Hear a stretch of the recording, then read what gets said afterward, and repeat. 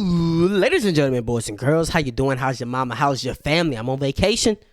That's why you're seeing no green screen. I'm saying this in every video just in case you're not watching every video. If you're not watching every video, why not? Come on, man, get down in that channel. I know you enjoy what I got for you. Because nobody doing it like I'm doing it. Respectfully, though. Like, comment, subscribe. Help out that algorithm. Today, we got why Sean Strickland probably can never beat Dricus du Plessis. MMA Shay reaction. The man, the myth, the legend. You know what I'm saying? I always enjoy his videos. I always enjoy his breakdowns. I can always get a great laugh. Helps the time go by, huh? I ain't gonna babble too much. Share this to somebody. We growing. I can see the growth. It's inspiring. We got goals. They ain't gonna reach themselves. So this vacation ain't gonna stop the videos. You dig? Take it away, MMA Shay. So during UFC 310, we received some news. Now, I knew this news was coming, but I'll be honest, I wasn't really looking forward to it. And that is Sean Strickland. Should have been Khamzat Chimaev. Now, of course, look, the first fight was very close. Sean Strickland born and said, hey, what the fuck? Man, you gotta pick Charles Oliveira up back there, bruh. What you got going? I do have one big problem with this. Well, I guess I have a couple of problems. One of which, Sean Strickland's born as fuck. If Sean Strickland loses a decision again, oh my God, we're not going to hear the end of it. He's going to bitch about it for I know, he needs to get finished. He needs to get finished. He needs to get finished, not because I just don't like him. He needs to get finished because I don't want to hear anything else about the liberal judges and they and they didn't give me the decision because I like Trump, even though your boss is Trump's best friend. It makes no sense. Sean Strickland's like one of the dumbest niggas I've ever he's like an idiot. Problem is, this isn't really Strickland's fault, but after Chimaev's performance against Robert Whittaker, I mean, come on, that's the fight to make. Yes, 100%. That we all want to see, but now we're gonna have to potentially wait a very long time for Khamzat to get a title shot. So. But look, if I did not talking about Khamzat and Pereira, that would be a fucking disgrace. Maybe some silver lining in all of this. Maybe Khamzat won't want to wait and they'll feed him somebody like Israel Adesanya. I mean, I think that's an amazing fight. I think that's jerk-off material. I think that for all parties involved, that would be extremely beneficial other than Adesanya's. But we have Strickland and DDP. And look, again, I can't complain too much. That fight was razor close. But I think, honestly, Sean Strickland has fundamental issues with his style that will just always put him at such a massive disadvantage against. It's boring. Jabs and teeps. Wait till 10 seconds left in the round. Then let's go chase something. Congruent with a matchup against somebody like nigga sucks. With that being said, though, Sean Strickland genuinely is so fucking good. I mean, he's boring as fuck. Stand in front of. Now, defensively, he's a fucking monster because he's so hard to hit. People will turn the fact that he's so good defensively, and he is elite. Some of the best boxing defense in the UFC, if not the best. Can't defend kicks that well. Body kicks will be wide open in this fight. I'm telling you. Body kicks, wide open. He can't defend the body because he's so worried about the head. And he tries to raise the foot. Kicks are going to be open in this fight. But people allow the fact that, they say Izzy couldn't hit him, which is true. He styled on Izzy. You can say, but at the same time, it was with jabs. He dropped Izzy in the first round, and then other than that, jabs, throw the two behind it. Every now and then, teeps. Bro, that Paulo Costa fight, what the fuck? The only reason it was entertaining to me is because I had money on Strickland. Okay? And I'm like, bro, Costa can come back and take these rounds because Strickland's not really doing anything. Yeah, he's outlanding him, but it's just jabs and teeps that aren't meant to hurt anybody. And you guys allow that to act like he's this fucking monster. And then he'll say, I'm going to fight to the death. I'm going to fight to the death. I'm going to use brain cells. Give it a break, bro. Dricus all 5 rounds and never get rocked, never get hurt. To have his defense hold up as well as it did is absolutely absurd because Israel Adesanya couldn't do that.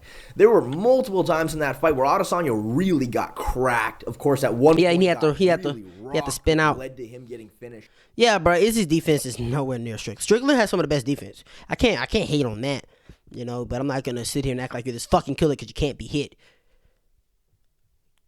don't get hit and hit. That's the game we play. Not don't get hit. That's what I'm saying. So, but yeah, look at that.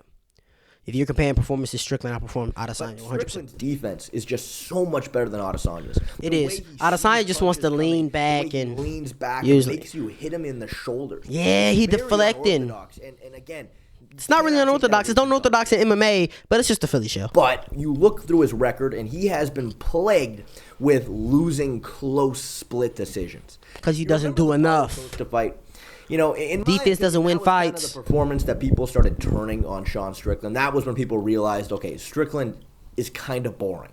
Sean Strickland will look at you dead in the eyes, and he'll tell you, "I am going to kill you, fucking soul in that." Yeah. He goes out there, and as pointed out by many, will fight like iCarly does. But honestly, that's beside the point here. The real issue is when you look at the Paulo Costa fight. Remember, one of the judges gave Paulo Costa that fight. All right, and when that happened, of course, everybody was like, "What?" Because Strickland wasn't doing enough. What? And then it doesn't make sense, we though. all collectively just moved on and forgot about it. But what if I told you?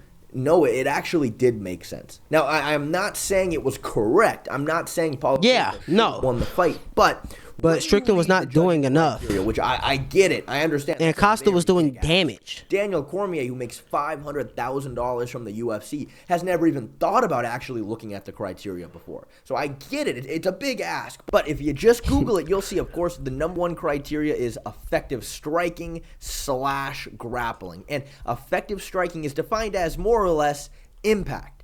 Who is landing damage with more significant impact? And you look at Sean Strickland's style, and I'm sorry. He fights pretty much exactly the opposite of what the criteria is looking for. Literally. Every single time Sean fights a big power puncher, it ends in a split decision. And that is because no matter how good Sean's defense is, no matter how many jabs he's landing, all it takes is a couple of shots with impact from his opponent to potentially sway the judges the other way. So, I mean, that is already a massive crutch for him against Dricus du Plessis, no matter what. Okay, he's always going to... He's not beating DDP. You'd have to finish him. Being said, does Strickland really not stand a chance here? I mean, look, I do think there are things Strickland can do to fare a lot better in this fight. But be more active on the feet. There are things DDP can do as well. But starting off with Strickland, I think that one strike that he landed very, very well early on in the fight that he kind of abandoned moving forward was the teep. He landed probably 6 teeps round 1. His teeps are nice. And Dricus honestly wasn't defending them super well. Now, they land, but they don't do anything. Of course, was because DDP knew that Strickland's offense and defense opens up so well when he's the one walking you down. Exactly. So you make Strickland go backwards. On the back foot, he needed to force Strickland backwards. But the constant forward movement just made him run into the teeps, and they absolutely play a factor in your cardio as the fight moves forward. Sure. I mean, eating teeps to the body absolutely sucks. But again, Strickland landed about 6 round 1. Let me refer to my notes real quick. He landed 1 round 2. He landed 1 early round 3, and there were no other ones round 4 or 5. He just stopped throwing it. His corner was asking for them, but for whatever reason, in the heat of the moment, in the heat of the battle, they just weren't there. And I mean, look, if there was, I think Strickland was fatiguing as well, though, that could potentially prevent DDP from walking you down, it would have been an accumulation of teeps. If he was landing 6 that'll help. Round, like he did round 1, by round the fight could have been different. He really starting to feel it, and I think that's where Strickland potentially could find more success because, a lot of people said in the build up to the original Sean Strickland DDP fight, they went, Strickland's Philly shell just won't work on the back foot. I wouldn't say that's true. I don't think he exclusively uses the Philly shell. I think he does a good job leaning back from punches, whether or not he's walking forward or he's walking backwards. But the one strike he is very... But walking forward, he can counter more. ...on the front foot are the head kicks. And that's because kicks are going to be open. Why it's so hard to land head kicks on Strickland is because he's in your face, because he's making you walk backwards. I mean, good luck setting up a... And DDP has a nice head kick. He'll throw that motherfucker over and and over and over and over and over again. X Adesanya. Adesanya was failing miserably at this because he was constantly having to circle away from Strickland. But DDP was finding a lot of success with the high kicks because he was putting Strickland on the back foot. So step DDP one has a nice fucking high kick. DDP from just recklessly going after you is more teeps throughout the entire fight. That's got to be step one. And of course, the other big thing that he didn't do the first time they fought was he wasn't making DDP pay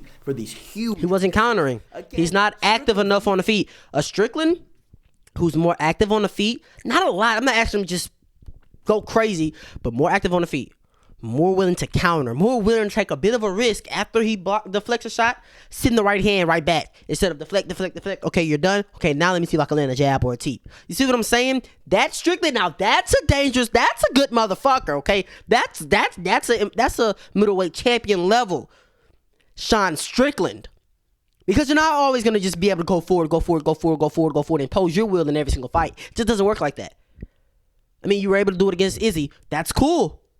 You weren't able to do it against Jerry Cannonier like you wanted. You were not able to do it against DDP. Damn near at all. So what I'm saying is, Strickland's this close to not being boring. Just got to be more active. Defense was amazing, but Dricus was throwing way out of position. Look at that shit. How do you not give him a left hand right there? To make him pay for those huge misses, but he's gonna reset. Never did it. Every single time DDP would swing and miss badly, he would just move back to range where he would attempt to jab. And because of that, DDP just never stopped throwing, and he was getting closer and closer. Exactly. Until eventually he lands. There it is. If from the get-go, every single time DDP missed, Strickland was making him pay with a right hand, that would have really, really hampered his ability to throw wildly. The problem is, though, this just isn't Strickland's game. His game is to stand in front of you, just make you miss and land jabs and frustrate you. That's it. The problem is, though, if you have a guy that's not going to go away, he's not going to get frustrated. No such thing. It just doesn't work the same way, and I think that is another kind of fundamental issue Strickland has in this matchup. Now, on DDP's side, in terms of where he can do better, he was headhunting a lot against Strickland. Work the body. The reason why towards the end of the fight, work that fucking body.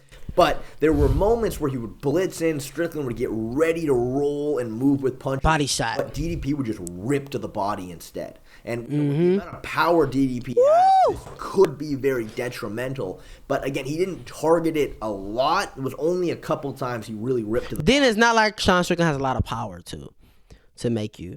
So he's not making you pay for missing. And if he does try to counter, more likely than not, he's not going to sting me. So, shit, I'm just going to keep going forward. It's hard. I think mixing that in a lot more is just going to make it that much more astronomically hard for Strickland to read the punches coming. And, of course, the other big area for DDP was he had some amazing takedowns against Strickland. Really good blast double legs. When he would get to the single legs, too. And standing tall like that, because Sean Strickland is reactive. That's what he does. He's reacting to what you're doing. Standing tall like that, defending his kicks like this, Philly shell, DDP's going to change levels. And now it's a whole different ball game. Sean Strickland's cooked in this fucking fight. And I'm putting a lot of money. I'm telling you right now, DDP's going on a casual parlay. UFC 312. Physicality here was on pure display. The issue is for him there was that Strickland legitimately has really good grappling defense, and his get-ups from the bottom were really good. You can't get up, yeah. Every single mat return DDP tried, he hit. Every single one. At one point, even fucking suplexed Strickland. But for the most part, when Strickland would get up the second time, DDP would just let him go. He would just let him go and go back to space. Most likely because I won that moment. Feel the danger coming his way from Strickland on the feet, so he didn't mind going back to range. But against Adesanya, DDP did not do this. No. He never let you get Adesanya up, come back down. He made Adesanya have to fully fight his hands, disconnect them before he was willing to give it up. And because DDP was having these prolonged moments of holding Adesanya up against the fence, he was able to land some good short shots from positions like these, and I think he can replicate it easily against Strickland. I mean, DDP's ground and pound, it's one of the best aspects of his game. He has so much power, and even these short shots are going to do damage. And I think instead of letting Strickland go, just hold him from this position and try to land. So, of course, they're probably... Damn, hold on. I just saw Charles was up. I just saw Charles was up. Damn. Intricate details we'll save for the definitive breakdown. But, I mean, overall, again, I do think there are certain things Strickland can do to help him in a rematch. But, again, I think for the most part, minus a few things here or there, Strickland fought his game against DDP. And he did it, honestly, very well. And it still didn't go his way. And I think that DDP does have a lot of areas he can improve and do better on. And of course, I think DDP probably should be a very heavy favorite for the rematch. Yeah, facts. Great video. Oh, you can't hear me. Great video. Great video. That was a good one. And yeah, all of his points, I agree with damn near all of his points. Basically, Sean Strickland's fucking cooked. Alright? It's over. Your time has come. There's no way out of this one. There's no way out of this one. That's going to end this one. On to the next. Got 4 more to record. Like, comment, subscribe. Help out that algorithm. Share this to a friend. I know they'll enjoy it just how like you enjoyed it. You know what I'm saying? The views are going up. I'm loving what I'm seeing. Hit that notification bell so you know whenever I drop. You ain't got to go home, but you got to get up out of here, man. Yeah.